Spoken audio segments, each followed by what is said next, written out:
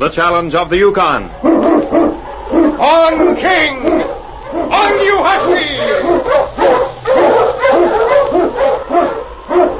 King, the swiftest, strongest of Eskimo lead dogs, blazes the trail through storm and snow for Sergeant Preston as he meets the challenge of the Yukon.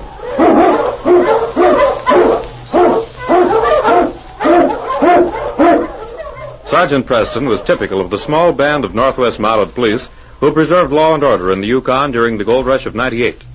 That was the year that brought over 50,000 men swarming into the Klondike region, and the greed for gold led to frequent violence and bloodshed. But in spite of the odds against them, the force preserved a splendid record in maintaining the right. The challenge of the North was answered, and justice ruled triumphant.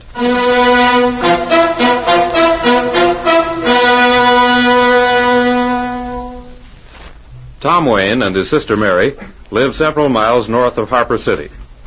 Inside their cabin, three people faced each other, their voices sharp and tense. You can save your breath, Malloy. I'm not selling out. Tom, I don't know what you've got against me. Never done you any harm. Forget it. I think you're making a mistake, Tom. I'll make that 30,000. I tell you, I'm not interested. At any price. If you weren't so stubborn, Tom Wayne, you'd see Bert's trying to do you a favor. I wouldn't put it that way. Of course, I wouldn't make every man an offer like that. Oh, Bert, I know you're just... He's just trying to buy out one of the richest lodes in the Yukon before we get a chance to turn over the gold. He's not doing anyone a favor, except himself. Tom. You haven't found a nugget in the mine since you bought it. That's no sign gold isn't there. Suit yourself, Tom. You don't have to worry on that count, Malloy. I aim to. But right now, I think I'll go outside. At least I won't see any skunks and shoes out there. Well... You mustn't take Tom too seriously, Bert. Certainly doesn't think much of me. Oh, that's just Tom's way. Why, there's no more loyal friend on this earth than Tom, if he likes you. And he doesn't like me. He doesn't know you. That's why he feels as he does. I don't care how he feels about me, Mary. As long as you don't feel the same way. You know very well I wouldn't take your part against Tom's for 1 minute if I didn't believe in you. I know. It makes me feel like the luckiest man in the world. Oh, if only your brother... Oh, well. No. Now, don't let that worry you, Bert. I'll talk to Tom tonight and try to persuade him differently. Will you? Yes. Then perhaps I'd better tell him about us. No, you let me do that. He won't get as excited if I tell him. In that case, I'll head for the city and see you tomorrow. If I may. You'll stay out of the cafe, Bert? Listen, Mary. I gave you my word, didn't I? From now on, I'm taking orders from you. Good night. Good night, Bert.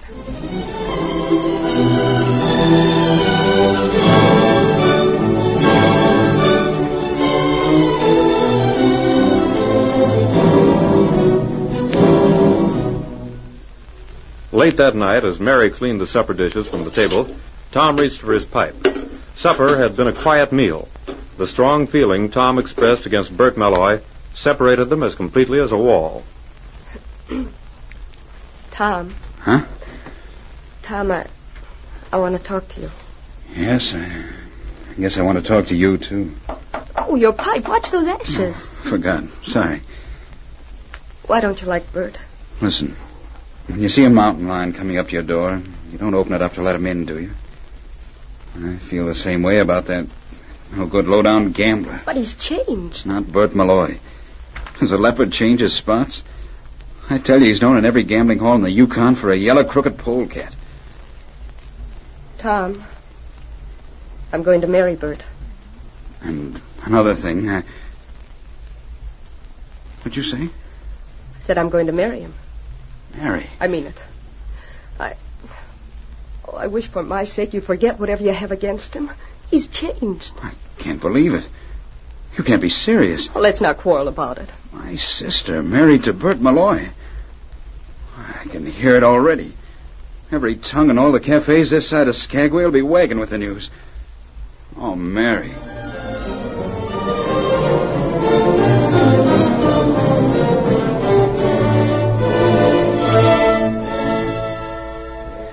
In Harper City, Slim's Cafe attracted every thirsty miner in town. The men gathered around the pot-bellied stove at the far end of the room and exchanged stories and gossip, commenting on the ways of the rest of the Yukon. Yes, sir. I says Ted when he told me. I says, you don't mean it. Can't understand what a girl like Mary Wayne would see in that scoundrel. He ain't ever amounted to a row of beans. Bert Malloy must have changed a lot since I saw him last. For him? He ain't changed. He ain't likely to. Wonder what Tom thinks about it. I don't know. I'm surprised he ain't filled Malloy full of lead. He never did like him. Oh, say, here comes Sergeant Preston. What's come sit down for a while, Sergeant? Oh, I just came in to see you boys for a while. Oh, did you hear about Mary Wayne planning to marry Bert Malloy? Mary Wayne? Yep. Sure is hard to believe, ain't it? Are you sure of that, Tim? Well, ask any of the fellas here. It's all a mistake, if anybody wants my opinion. I was just planning to drop out to see Mary and Tom. Appears like you better get out there then, Mountie, and try to talk some sense into the girl. You know how a woman is, Heb, once she gets an idea in her head. Oh, I don't know. Maybe Mary'd listen to the sergeant now. Well, at least I can go out and see how much truth there is to it.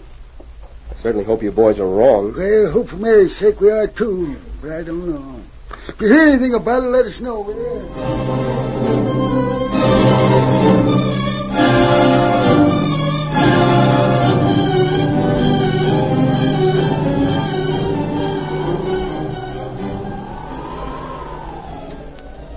A short time later, on the trail toward Tom Wayne's cabin. Yeah? So what do you want me to do about it? I'm going to marry Mary Wayne. So I heard. Then with Tom Wayne out of the way, I'll own the watch fob mine. Say, now I see what you mean. I should have known you're too smart to be serious about anything. But get this, Red. I want whatever happens to him to look like an accident. That mine will be a strike any day now. And I'm going to be the man to turn over the gold. How will I know when to get him? Yeah, that's your problem. Watch your chance, and then take it. Mush, you huskies! Mush!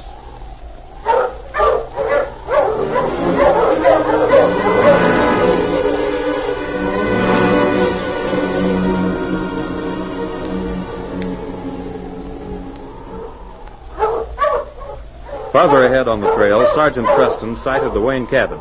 All right, King. Oh, you huskies. Sergeant Preston. Tom.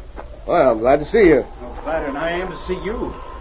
Seems like a long time since you've been in these parts. Too long, Tom. But then I can't call around as often as I'd like to.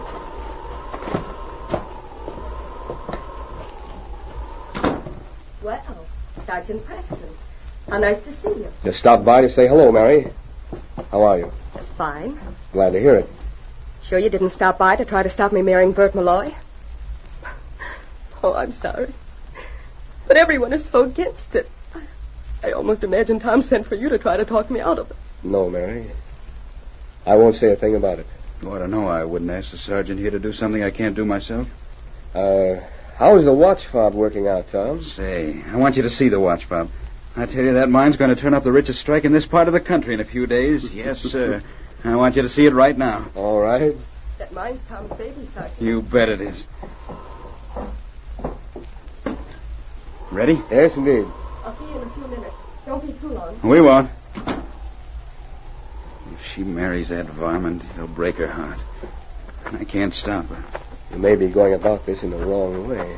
What do you mean? Mary is a headstrong girl. You can't railroad her out of a thing once she's made up her mind. You should try to expose Bert to her. Make her see him as he really is. You think so? Well, maybe you're right. Over this way a bit. This is the entrance. Well, they've got quite a bit of rock piled up here. I'm all ready to go ahead now into the real gold. You look as pleased as a boy with a new present. This means a lot to me. Now, over here. I'm going to blast through here, and that'll be... Tom, look out! Hey! Wow. You're almost pinned beneath those rocks. Can't understand that. As those rocks have been there, none of them ever loosened. Unless... never mind. I was just thinking. Those things will happen, I guess. Maybe we'd better go back up to the cabin. It's a good idea.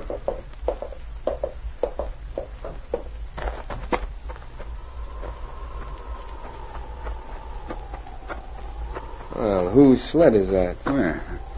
Oh. Malloy again. I wonder how long he's been here. I don't relish a talk with him. We might as well get it over with. Hello, Preston. Hello, Bert. Oh, you look as if you're just... As if I just what? Nothing. What do you know about those rocks falling? Tom, now don't start a fight in here. What rocks? I don't know what you're talking about.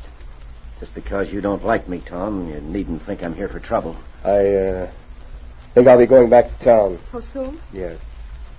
You coming outside with me, Tom? Huh? Oh, sure. So long, Bye, Sergeant. Sergeant.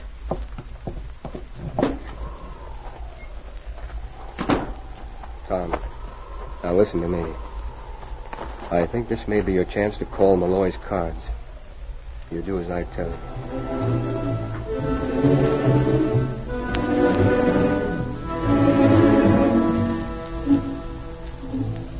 Say, I'll do that. I'll go back inside now. I'm going back down to the mine, Mary. It's getting dark. Yes, I know. I have some blasting to do. It's pretty dangerous, and I'll feel better if it's finished up. Need any help? No, thanks. Easy enough for an accident to happen with one man handling the job. I won't be long, Mary.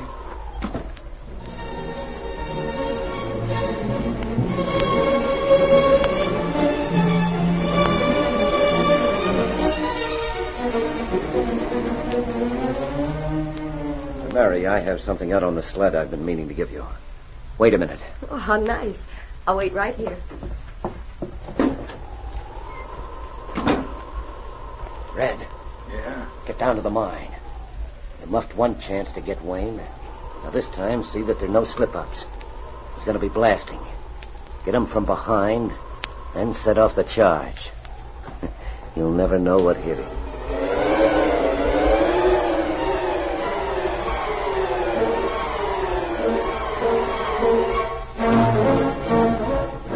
Stealthily, Red crept through the mine entrance. He saw Tom Wayne bending over a dynamite charge near a pile of rocks. With gun in hand, Red edged closer. Hey, what are you doing here? Put up your hands, Wayne. Put up. What is this, a holdup? No, not a hold-up, a blow-up. You're going up with that dynamite, and nobody will ever know it wasn't an accident. Nobody? You're wrong. Drop that gun, Red. Preston. Yes. You seem surprised. I didn't have nothing to do with it. It wasn't my idea, honest it wasn't. And whose idea was it to get me out of the way? Bert's. He wants the mine, it's the truth, I tell you. Honest it is. Come on, Tom. We'll face Bert with Red here. And a charge for attempted manslaughter. I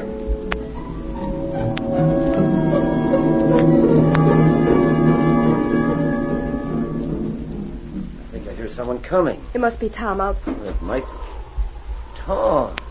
No surprise, Malloy. Well, not half as surprised as you're going to be. Keep those hands up, Red. Red, well, what happened? I don't understand. Who is this man?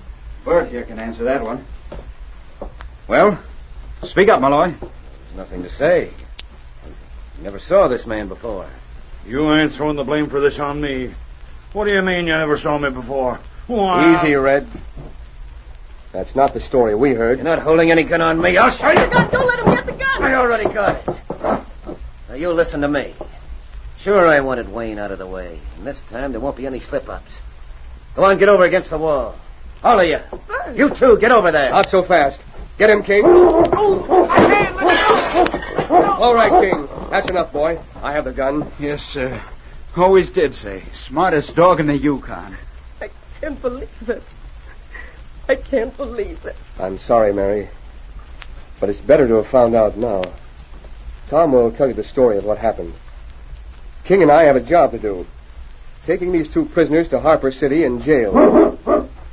Yes, King. The case is closed.